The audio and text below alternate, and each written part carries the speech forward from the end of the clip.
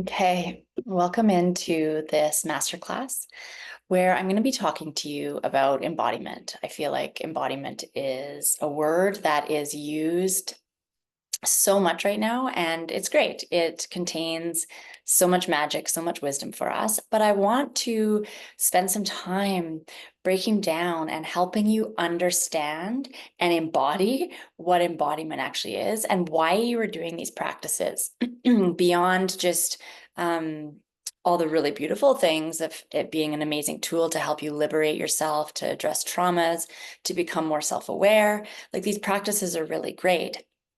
And it is a huge part of my work.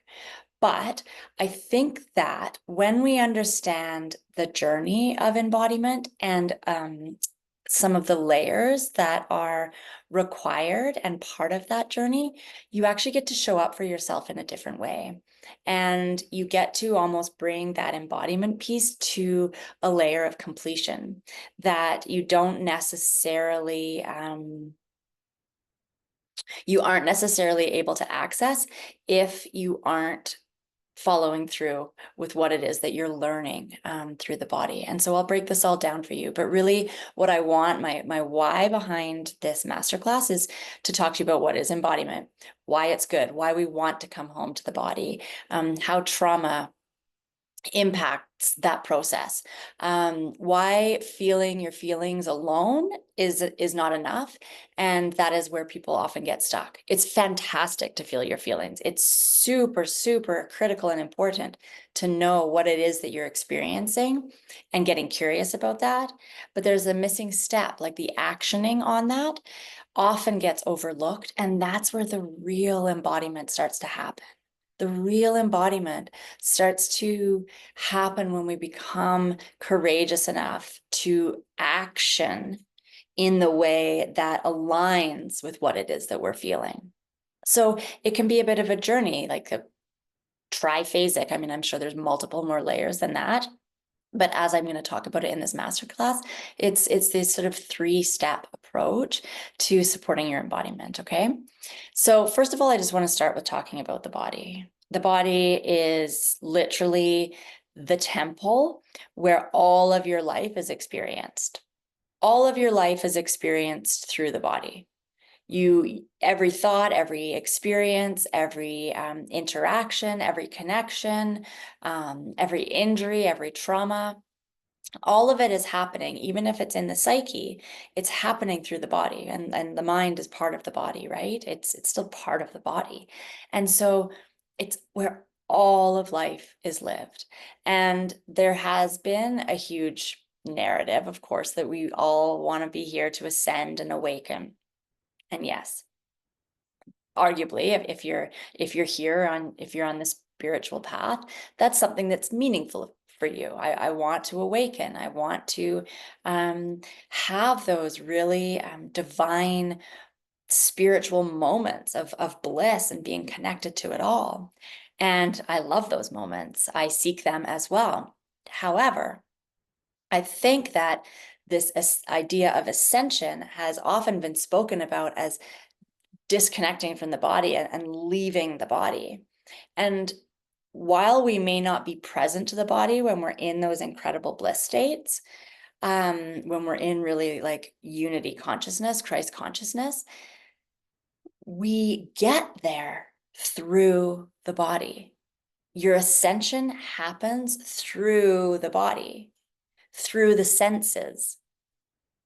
And so when we are thinking of ascension as trying to like leave the body in some way, I personally feel it to be a bit of an outdated narrative.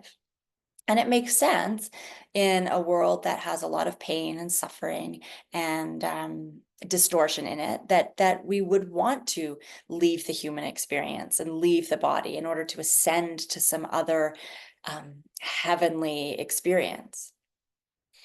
Yet what takes us there into those places, let's use breath work, conscious connected breath.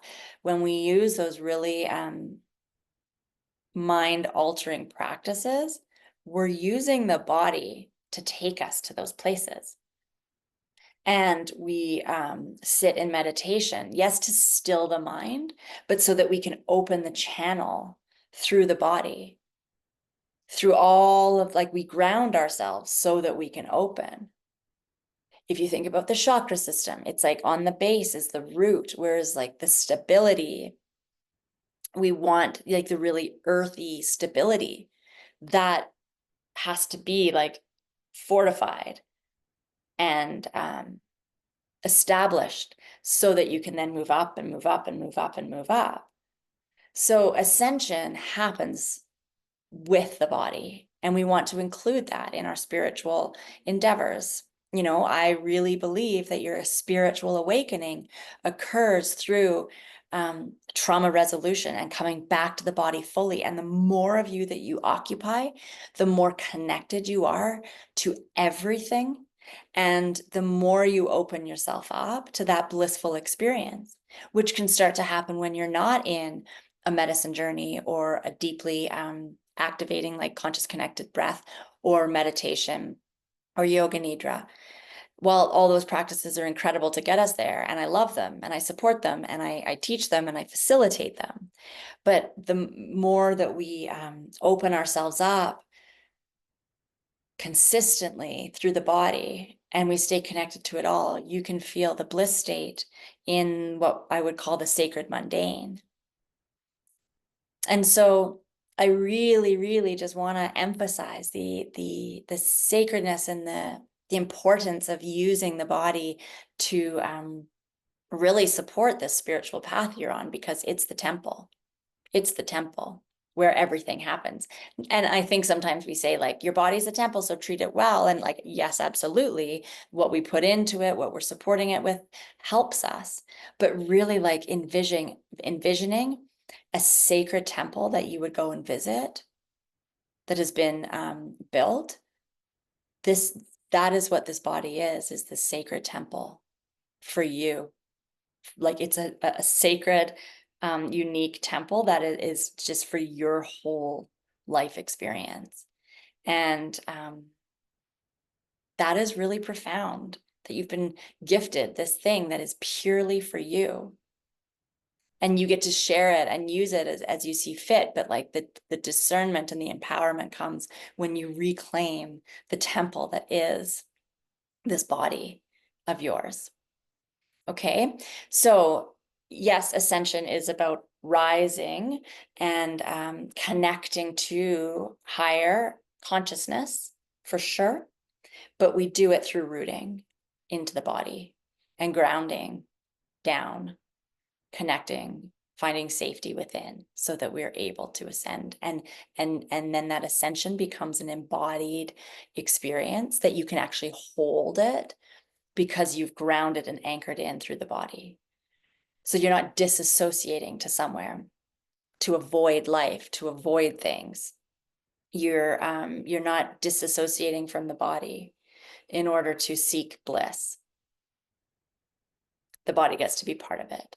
Okay. And your soul has incarnated on this planet in a body.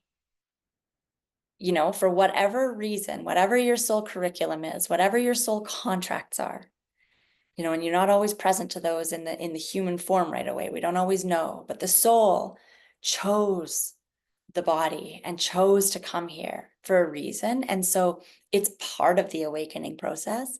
It's part of the curriculum. It's part of the journey. And the more that you can really start to anchor that in and embrace that, I think it sets you up for a different kind of journey to awakening. A really human, like the human experience is the spiritual awakening. And that's not something to be avoided.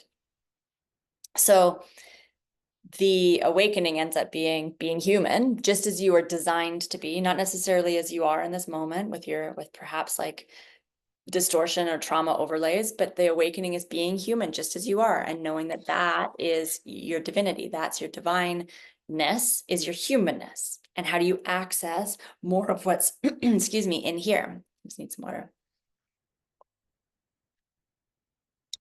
Okay, so that's the body, your temple.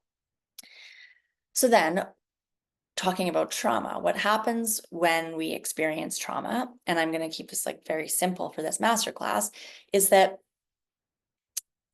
there are kinks that form in the body where energy gets locked or contracted or fragmented, apart. Let's say you're in an experience, like you have access to your wholeness, and then something happens and there's part of you that fragments it. It needs to potentially protect itself from something. Its sensitivity was ridiculed, and so it's like, oh, that can't be part of my wholeness, that can't be part of who I am. So we fragment the sensitive part, and a protective overlay gets put in over it, a protector. And so now there's something in the way of this being part of your full experience. So it's almost like, if you think about a hose, we're just like getting kinks in our hose. And the energy, the divine energy, the life force energy, prana, consciousness, is meant to move through us in a certain way. And when we experience a traumatic event, whether it's a big T, like huge trauma, whether it's little t trauma, where it's still deeply impactful, but it might be less obvious because it might be something that's happened repetitively over time. Whatever the trauma is, it starts to put like kinks in the hose, the proverbial hose, which is the body. And then consciousness, life force can't move through it the way that it's designed to. So it's almost like these overlays get stuck on the body, and it starts to change your perception of the world, how you feel the world, how you experience the world through all of your senses, including your cognition. It's like some people don't notice the same things that I notice because we have had very different life experiences. And perhaps somebody has like super tunnel vision and has to be super laser focused on one thing and can't open their capacity to see more, so they don't notice things around them. Whatever the overlays are that come from an experience impact how we're experiencing the world. And so you may become more disconnected from the wholeness, the fractionations, or the impact, or the whatever it is, the trauma causes you to potentially disconnect and disassociate from parts of the body or the psyche in order to protect yourself. Okay, so just think about them as little kinks in the body. And as we start to resolve trauma, I need my other drink. As we start to resolve the trauma, we start to open up the portal again. We start to unkink the hose so that life can flow through it in a new way. And that can be super uncomfortable. If something's been locked and closed and we start to gain access to it, and consciousness and our awareness and life force starts to flow through it again, it can be a painful process, which is sometimes why people feel that, like, am I healing when I'm doing the somatic work or going to different therapies, or after like a blissful medicine journey, all this other stuff comes in because they've gained access to a different layer that they were disconnected from. So it can feel uncomfortable to unkink the hose and to reorganize it. But over time, you start to stabilize that new returning to the authentic nature of you, which is like the way that life wants to flow through you. And so as we resolve trauma, we start to open up the kinks in the hose. You get to take up more space. You get to have more life force accessing parts of you and breathing energy into those parts of you. All of you, all of you, all of this divine temple that is you gets to have more consciousness flowing through it, and loving it and caring about it and tending to it and allowing you to express it. And so you become the conduit for this energy in the way that you were designed to be, which is why, people who have done a lot of true healing work that's embodied, that's not just like mentally forcing themselves to be a certain way, but have truly cleared the pathways, like they're radiant, they're glowing, they're a presence when they walk into a room. Even if they're a quiet introvert, there's an energy that they carry, a frequency that they carry, because they're occupying more of who they are and their wholeness and their innate once in a lifetime cosmic expression. So the healing and the embodiment of that healing really starts to open you up to more of your radiance, truly your luminosity, because you're being illuminated from within through the light. And so we get to still experience this bliss that we're seeking, and be connected to the whole universe, that ascension that I was speaking to. But what takes you there is opening up the body to experience more of that light, to clear the channel so that you become like you have direct access to it through your body. And then whatever it is that you're experiencing as you're in your states of bliss and oneness, you get to actually pull them down because it's all open, and you get to pull them down and embody them and integrate them and allow it to shift you on a cellular level so that you get to continue to show up in that way, and you become a walking expression of what you've experienced in those bliss states. So the trauma, just to sort of recap how I see trauma impacting your spiritual awakening, is that it's like kinking the hose. And sorry, just to go back about, like, when I'm speaking about spiritual awakening, to me, that really is becoming the fullest expression of yourself. You're already a spiritual being because you're here, and spirit moves through you. And so your spiritual awakening is awakening to the majesty of your humanness and what you're here to experience, and the beauty of like the light that's just flickering over the leaves right now, and the way that I feel sharing my soul work with you, and the ability to just be open to the beauty that's around us, and to also be present to how challenging things can be, and the heartbreak and the profound, and I don't mean beauty to bypass it. I don't bypass like the grief that is in this world, but just the rawness and the full spectrum of this human experience is so big and so much, and we get to experience that all through the body, and we get to hold more when we find safety in the body. We can look at the challenging things. We can sit with people in their darkest hour and not be ruffled by it, so to speak. I mean, we can still be impacted by it, but we are not ruffled by it because we're so freaking anchored and safe in our own bodies that we get to be present to more of the whole experience of life. So that's what I mean when I talk about spiritual awakening. It's not that you need to have some practice or some lineage per se that you're adhering to. It's not a religious thing. It's just an embodiment of the spirit that you are. And so just to recap, so when we're working with trauma, it's contracting and it's blocking us from allowing that to flow through in the way that it really wants to. So as we start to work with, our traumas, which can show up as like limiting beliefs, disconnecting from parts of ourselves, the way that we carry ourselves, the way that we avoid things, the way that we react to things, the way that we fight to things, like whatever it is, however it's showing up for you, when we start to work with that by coming into the body, we start to locate our truth. Okay, so a layer of the embodiment experience is locating your truth, like really starting to understand what's my truth.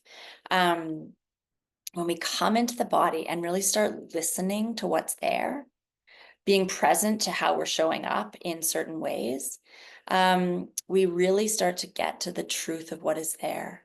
And until we slow down and bring our awareness to our behaviors, they're just repetitive actions that are potentially unconscious.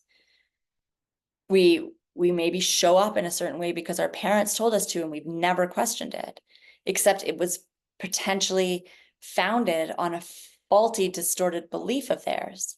Let's say, like, you have to work yourself into the ground. That's the only way to be successful. So you've just showed up that way your whole life, never even questioning, like, wait a second, I actually don't feel good right now. I am so exhausted that I don't even know how to function, and I don't have any hobbies, and I'm not connected to anybody, or whatever it is. So we want to start to question and notice our behaviors and our thought patterns. That's why we put ourselves in the arena with people that maybe think differently than us, listen to mind expanding podcasts, or even listening to different points of view, not necessarily to change your mind, but to question, like, oh, wait a second, there might be another way to see this. There might be another way that could serve me more deeply, that I actually want to bring on, or release one of the overlays that I have been working from, upgrading the operating system. And so when you start to come into the body and questioning, like, what is this? What is this feeling that I feel every time I get up in the morning and start brushing my teeth? I get anxious.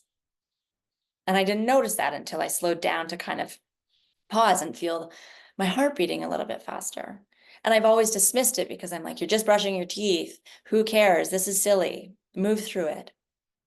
Except perhaps that is connected to the fact that you're brushing your teeth to get ready to go to work, because that stresses you out, and you know that you want to leave your job, or you didn't even know, but you didn't realize how deeply unhappy you were. Because on the weekends when you brush your teeth, you don't feel anxious. Like, they're all clues. And we just get to have access to this awareness of the felt sensation to begin with. We don't always know what the cognitive thing is right away. Sometimes I felt something in my body long before I understood what it is, but I'm present to it and I'm curious about it, and I witness it and make a little bit of space for it. And then when the answer needs to come, it comes. It comes, I promise you. And so when you're coming into the body, you get to start to understand what the truth is, what the truth of your lived experience is. It doesn't mean your the be all end all truth. If you're always feeling, let's say, anxious, and you weren't really present to that before, and then you start to notice. So the truth doesn't become like, I am an anxious person. It's not your truth. It's just the truth of what's happening in the system in that moment or in that season. It's like, wow, I'm in a state of overwhelm, or I'm in a state of panic.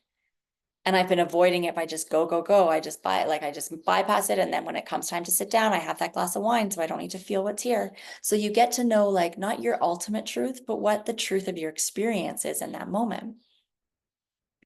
And so examples of things, I've given you a few, but a sense of, sorry, I'm just looking at my notes, but yeah, the sense of urgency each morning as you're getting ready could be one of them. Noticing that you get like really hot flashes on those days that it's like your turn to talk at work.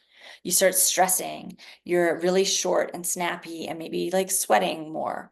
So it's like, okay, what is this? But I'm just talking in front of 3 people that I know very well through my work. Like, this is a silly reason to be stressed. And so you bypass it, you skirt it to the side, except in there is probably carrying a belief or an experience that is impacting way more than just speaking to people. And so when you start to become present to it, it gets to be an opportunity to begin the journey of locating like what that core wound is. Because a core wound usually is the origin point of way more behaviors. So it's not just this core wound is this behavior and this core wound is this behavior. It's probably this core wound is like these 10, 20, 30, 5, whatever it is, behaviors. And that's why when you address the core wound, so many of these behaviors can just automatically shift. But when we're just trying to change the behavior without addressing the core wound, it becomes so much harder. It's like we're forcing so much because we're not addressing why we're doing the thing. We're just trying to address the thing. So that was a little side note on why really going to the nervous system and the soma, the body, is the portal to like the quantum healing. The quantum healing in the field is accessed through the body. They're essentially one and the same. Anyways, if that doesn't make sense to you, don't worry about it. Another example would be distracting yourself every time you're supposed to be sitting down to write your masterclass. Okay? This masterclass has been on the horizon for a while, and it wasn't quite ready to be birthed because I wanted a few other layers to integrate as I was, it was a creative process. But I noticed every time that I would come to actually sit down to write my points that I wanted to touch on, I would distract myself with something else that was more important at that time. And it gave me an opportunity to dive deeper into what that was. And it was very interesting material.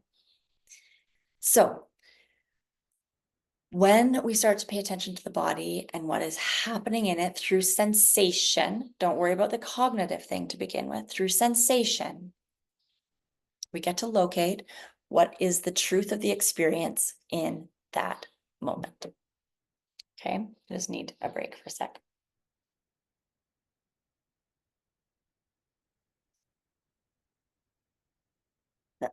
So in the beginning, it's not that you're necessarily shifting everything that you're noticing. You are placing your awareness on them, the sensation, and that becomes the entry point.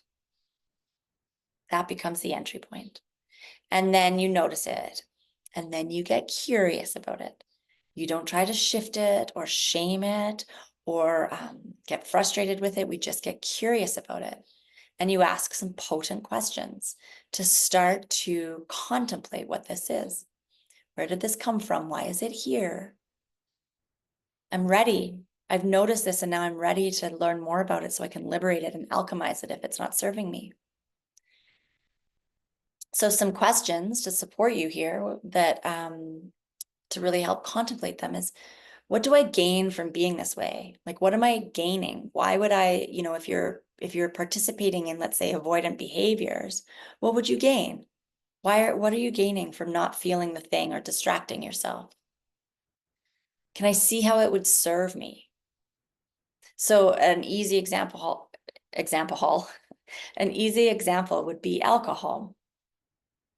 People who drink themselves to not feel something, rather than shaming themselves about having the drinks. In the beginning, it's like, whoa, I'm noticing that like when this happens in my life, I have, more drinks. And that's curious. I wonder why. And you start becoming curious about it. And then it's like, but to not judge or shame it, can I see why I might be gaining something from this? What would I be gaining? And not like rationalizing and justifying long-term reasons to keep doing it, but it's like the reason that I would do it is so that I don't have to feel what I'm feeling in that moment. And it gives me some reprieve from this incredibly hard thing that I'm feeling. And so it allows more compassion to be there because you can understand why you would do the thing. Then ask yourself, what am I protecting with this? What don't I want exposed to myself or to others? What am I protecting? And how do I think the world would respond to me if I didn't protect this? Like if I just showed up as I am, what am I afraid is going to happen? What am I afraid is going to be there? So these are just questions not to necessarily land you at your final point or your final aha moment right away, but they really, really help you start to create spaciousness around it so that you can have a really curious contemplation. Because as you open yourself up to the contemplation, that's when the answers start to arrive for you, rather than shaming the behavior that you're noticing or the sensation. It's like, oh, I'm anxious again. Ugh. And then we're just compounding it with frustration, right? So asking yourself those questions helps you arrive at the truth in the moment. And it also helps you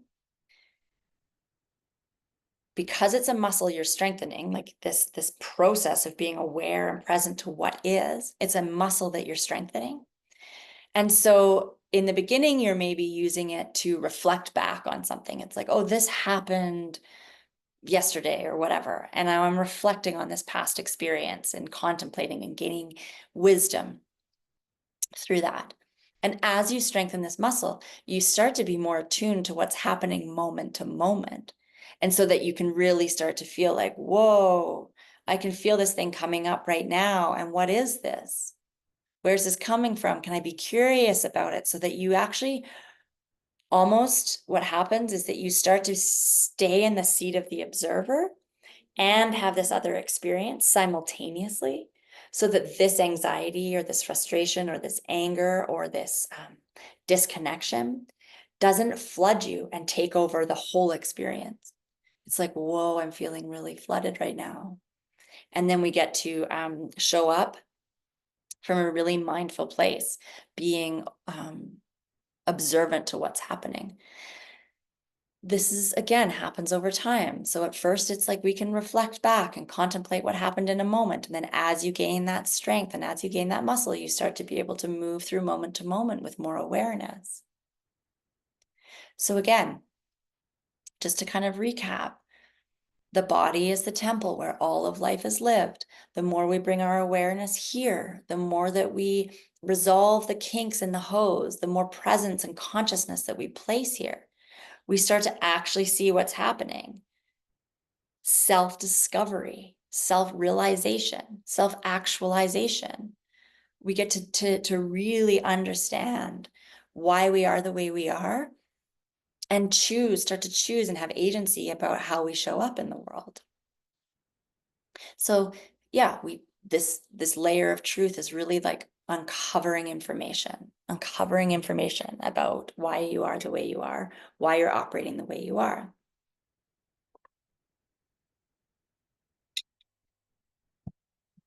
And then the next layer, so the embodiment, and then we have the truth, is the honesty. And the honesty to me is the place where you take what it is that you're starting to observe, what it is that you're feeling, what it is that is happening in the internal world, and really start living, really start actioning from that place, not from the reaction that you're experiencing. So it's not like, oh, I'm noticing that I'm getting angry, so now I just lash out. That's not going to serve you. I'm noticing that I get angry in these moments because I feel like my voice isn't being heard. And when you've discovered that through the truth phase of it, the next chapter is moving into the honesty of that and embodying the fact that this discomfort is coming to you because your voice isn't being heard. And what do you need to do to help you feel as though your voice is being heard? And maybe that is speaking up. Maybe it is asking somebody, hold on, I'm not finished speaking. I just need to finish my thought. Whatever it is, it's actually taking the truth of what you're feeling.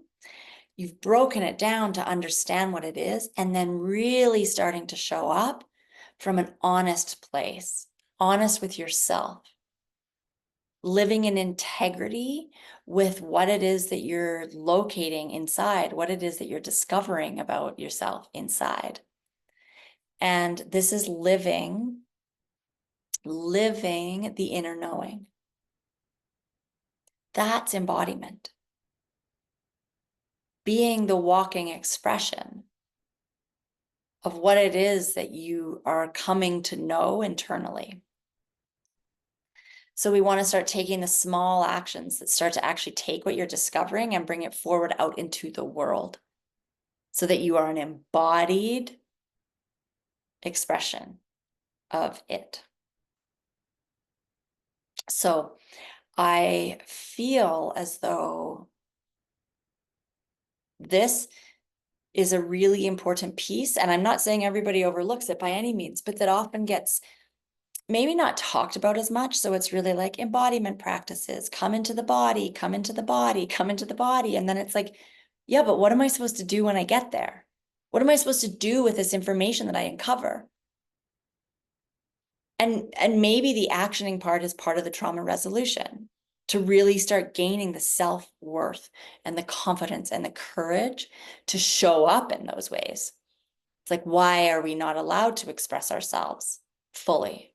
Is one of the biggest trauma pieces, is it's not safe to. So we start to locate that safety by coming back into the body and really listening to ourselves, paying attention to ourselves, bringing our awareness to ourselves in ways that perhaps we haven't experienced before, so it can be uncomfortable. But then really the magic is when you start to actually activate that, like, your willpower, your creativity to show up that way. And again, this is related to the lower chakras, the earthly, like, embodiment. And from that place, like, you get to show up in this way, and then you get to unlock, like, the higher chakras and continue your awakening process through being the embodied version, not just like the visualized version of who you're here to be. You get to be an embodied expression of your truth. And it doesn't mean that you need to be speaking your truth all the time. There's many ways to express yourself. It doesn't always have to be vocal. And honestly, like I spoke to at the beginning of this class, those people, they may not be big speakers. They may not always be speaking their truth, but they carry this confident radiance within that knows thyself. They know themselves, and they're showing up in this way. And it's like, I will speak when I know that it is valuable for me to speak, and valuable because I determine that it's valuable for me to speak in that moment. Those people are powerful. They carry this presence, and everybody has access to that. It's going to look different for each person because each person is divinely unique. But just understanding, oh, I get angry every time my voice isn't heard, and then doing nothing about it is not pulling that wisdom, that magic, that healing down back into the body and embodying it, so that you can actually show up and express yourself in that way. If you're not doing that last bit of really, like, the rubber meeting the road, and that's where, like, that is where, you're hitting your home runs, and the healing is like, fuck, I made it. I did the thing. You're bringing the things that you're contemplating back down into the body and using your will and your courage and yourself to express it. If you're not doing that and you're just staying stuck in observing, like, this internal truth, it can become almost crazy making, because you're aware of so much more. You're bringing so much into your awareness field, but you're carrying it all up here. It's like, I know myself. I know all this stuff. I know all this stuff. And I just, oh yeah, that's happening for this reason. That's happening for this reason. Yep, yep, yep, yep, yep. Got it, got it, got it. But it's staying up here, and it becomes mentally overwhelming and exhausting, because you're like, I know why I am the way I am. But in order to actually start changing it, you need to bring and live it honestly. Be honest with yourself. And so it's a really, really, really beautiful and important step in the journey to help you on the path of, honestly, authenticity.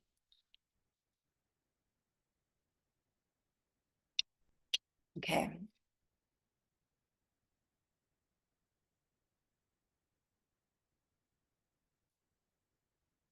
That's right. I just wanted to talk a little bit about, yeah, just the overwhelm. There can be a lot of overlays, a lot of distortion, a lot of beliefs that we've picked up along the way.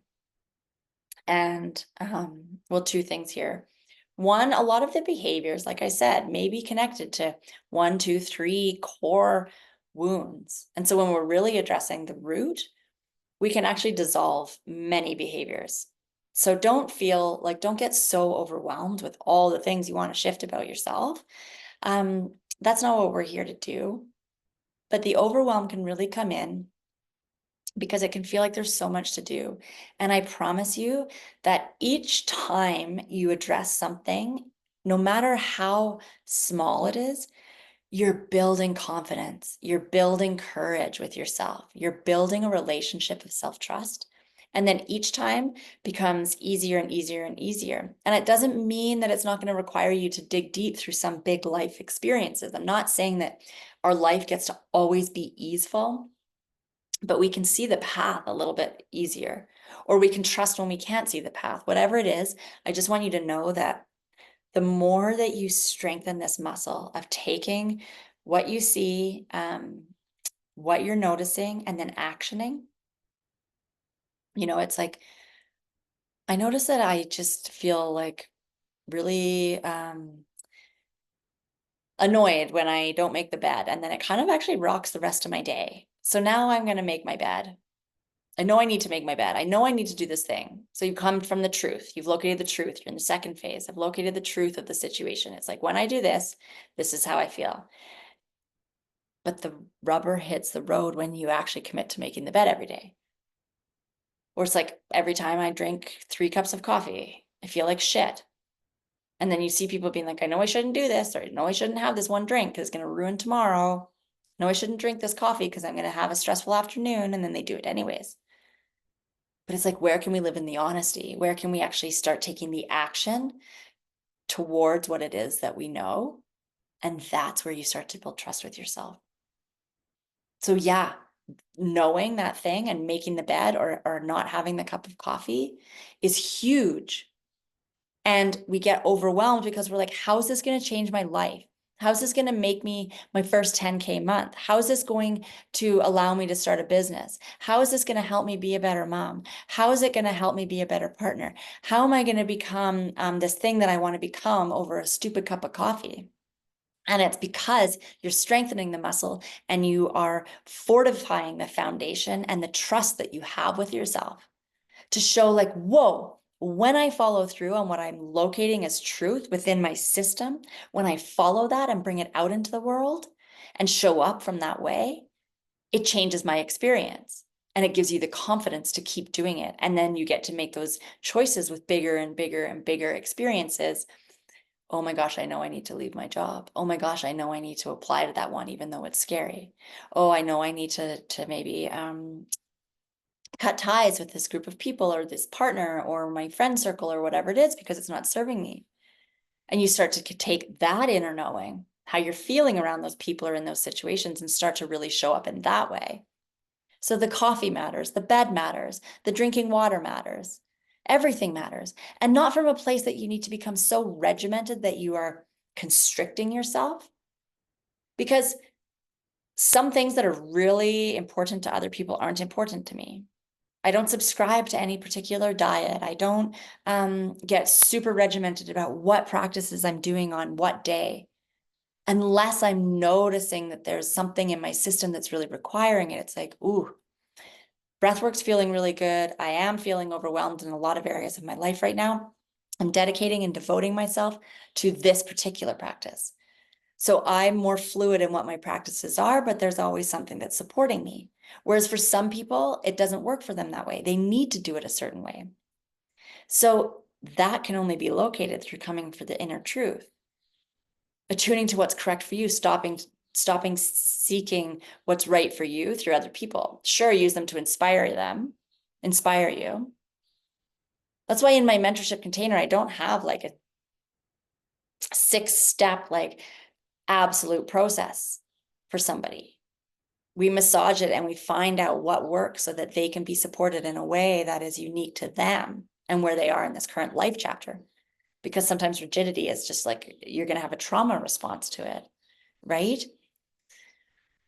So don't get overwhelmed with it. How much there is. Just focus on what you're noticing right now and what needs to be tended to now. And I promise you it's a stepping stone to all the other things that you're seeking. But start where you are. Come into the temple, and ask and locate what the temple is showing you. It's bringing you, it's like an altar. It's bringing you, it's like, this is the subject matter. And then you resolve it and it's like, and then this is the subject matter. It's going to bring to you all the places to show you where you're not free so that you can liberate yourself. That's what this temple is doing.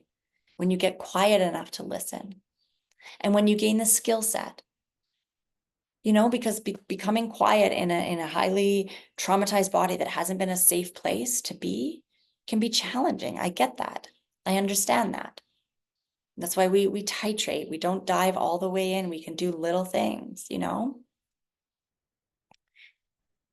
can't think your way to healing. You just can't, because you will just be bullying yourself into things that the nervous system isn't on board with, that the body is not on board with. It's like, behave this way. I can't. You have to. And then you're forcing your body to do something that it's not ready to do. But when you start to tend to the nervous system, tend to the trauma, come into the body, locating the truth of it, start titrating into little steps that you can actually take that don't blow you out, you start to build capacity, you start to build courage, you fortify the foundation, and then you get to move from this really aligned and nourishing and supportive place. You walk yourself through life in a way that is how you wished that you had been parented, perhaps, or how you wish other people would treat each other. You just get to be a really caring advocate, and ally to yourself. Okay? So the simple steps, if you're looking, like, the simple steps here is start noticing. Start noticing. Stop putting your awareness outside all the time. What is that? What's that feeling? What's that twitch? Why do I always sit this way? And not to become hypervigilant and over analytical. Just, I'm giving you examples of things. It's like, why do I feel nervous before I go over to my friend's house? Oh, because in that group of people, I sometimes feel really disconnected. Why do I feel disconnected? Because they're not talking about the things that I enjoy talking about. So why do I go? Because I've been going for my whole life. You can only arrive at these places if you start to get curious and start noticing. So start noticing. I wonder why I feel this. Keep noticing. Not to get, again, hypervigilant on it, but just the answers unfold over time. And so we just start paying attention and contemplating it. And then what would be a micro shift that I could make temporarily if the nervous system feels better? It's like, what's a micro shift I could make temporarily? We titrate. It means going in and coming back out so that it's like, I'm going to try this thing and then come back to my old ways. Like, you get to play with it. What would be a micro shift that I could make that would take what I've noticed out into the world? Let's say we go back to the speaking. It's like I'm not able to, I feel like I'm not being heard in my truth, or my voice isn't being heard. Maybe you don't feel like you can actually speak it out loud in front of anybody right now, but could you perhaps speak it in the mirror? Or could you record a voice message for yourself? Just to start playing with what it feels like to hear yourself say the thing. It's a micro step. You don't need to blast your way into saying the thing out loud if it doesn't feel good, and then dealing with all the emotional repercussions of what that might do to your system. And some people are ready to just go and do the thing. We're all different. We're all at different phases on the journey. So start noticing, get curious, keep noticing with curiosity and with gentleness and kindness. And then what would it be like to micro shift? And then the last piece here is start integrating some practices that bring you into the body for no other reason than bringing you into the body. So I'm not doing this breath work so that I can resolve this thing and find this answer. Like, yes, the practices are there. They can really regulate us in the moment. But if the intention is always to gain some kind of enlightenment, some wisdom, some clarity, always through the practices, You're not coming at them from a place of reverence and neutrality of just being able to occupy the body more.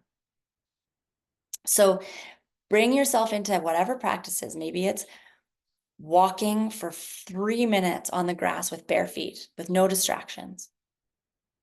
It's like, well, why am I doing this? What am I getting out of it? We're so conditioned to know what we're gaining out of something. And I'm here to tell you that you're gaining a lot when you come back to the body. Because the more that we exercise the muscle of coming back into the body, you begin to start living life in a different way from that origin point. And it takes practice to keep coming back to the body. So you're not disassociating when things get tough, or you're not, being super reactive when things become challenging, because you've practiced like, wow, I can actually spend time in my body, and you build up those practices. Plus it feels, it can, I know for some people in the beginning it's not, but it really can feel good to just do a practice for no other reason.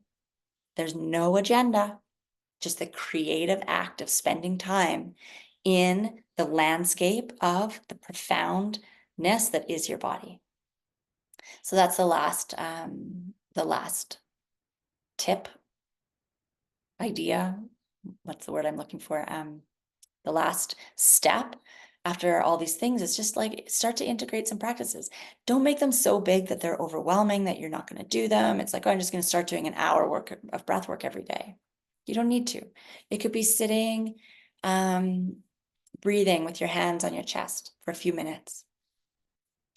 Oiling your body like Abhyanga, or just, doing a little bit of self-massage with some nice oil, just to feel what it feels like to touch your skin. Walking with the feet on the earth. Counting your breaths as your tea kettle is boiling.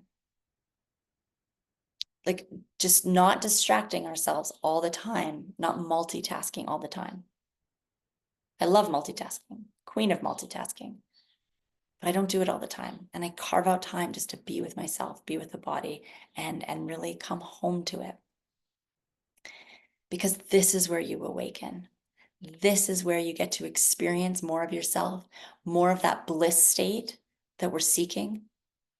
You open yourself up, you liberate yourself, you create freedom by removing the overlays. You embody the body so that you can not just notice, remember, but so that you can live an honest life. You can live honestly through what it is that is being asked of you through the body. It's not just about knowing it. That truth is important, but it's about living it and being a walking expression of who you're here to be in this life, because it's profoundly unique. It's so precious and it's needed. It truly is the medicine. It's the medicine you need, and it's the medicine that those around you need and that the world needs. And I know it sounds like a cliche, but it's so true. And so that is what I wanted to share with you. The path of embodiment and truth and honesty, and how really living and working and practicing from that place is a portal to so much of what you're seeking. If you're looking for more information or more practices, I have practices on Insight Timer on my YouTube channel. You can head to my website and see if anything on there resonates with you. And if you have any questions, never hesitate to reach out and connect. Thank you so much for being here. It's truly an honor that you have taken the time. Time is precious, and that you've taken the time to be here with me. So take care.